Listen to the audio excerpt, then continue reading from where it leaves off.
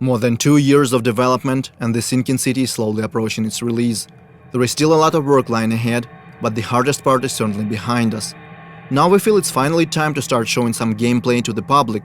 Luckily, we have a few great opportunities to do it, with gaming events like GDC and EGX Rest being right around the corner.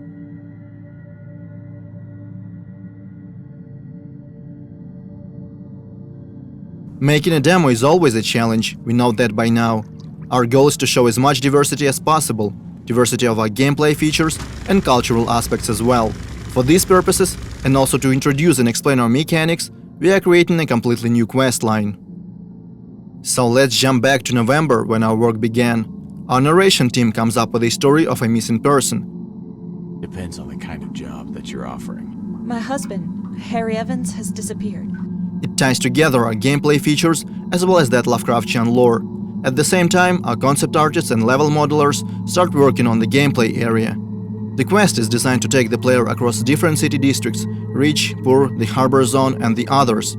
At first, the plan was to put together a small separate map just for GDC, but we quickly realized we didn't want to make something we would never use in the future. So we agreed that the quest should take place in the actual city. The problem is our full map is far from finished. It already has streets and buildings, but is lacking those small details that make a city feel alive. To negate that, we decide to border off the gameplay area and spice it up a little, add points of interest, vehicles, landmarks, and of course our monoliths.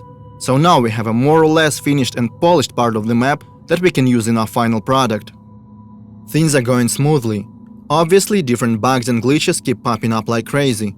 Sometimes the hero wears two hats, sometimes a floating object stop being floaty, and don't get me started on strange collisions. But we always manage to fix them in no time. However, there is one big problem that we have struggled to sort out for months: lighting. In our previous demo, we used static light maps and baked them into the textures.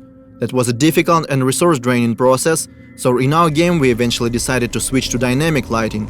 It works great, yet we still cannot pinpoint the right tone and colors that we want to use in the sinking city. To solve that problem, we reach out to professional photo artists in Kyiv. They help our team find the right color scheme, inspired by the works of Caspar David Friedrich, James McNeill Whistler, Gregory Crutzen, and other prominent masters in their fields. Also, during our numerous playtests, we realized something. Our quest line is intriguing, but very linear. And that's not something you'd expect from the developers that keep hyping up their quote-unquote strong and non-linear storytelling. So our writers put together an alternative ending. I guess you could call it a good ending, available only for the most observant investigators. There is something else that requires a lot of effort to produce. Our intro cutscene is supposed to be the very first thing that people will see. Obviously, we want to make it look impressive and true to our source of inspiration, Lovecraft. Our cinematic artists decide to start the cutscene in the water, slowly emerging to show the city. The sea and its destructive influence are one of the main themes in our game, and these first few seconds felt fitting, they felt right. There is a whole lot of work being done in the meantime. Our animation specialists are working on making those characters and objects move realistically. The localization team is searching for the right actors to voice our characters. The sound designers and the combat unit are busy as well. After several months of work, the demo is ready. All that's left to do is spend countless and countless hours creating and practicing the presentation. We know the importance of the first impressions. They can be make it or break it kind of deal. We might find thousands of new fans or go completely unnoticed. And it's really tempting to fall in the trap of overpromise just to gain short-term attention.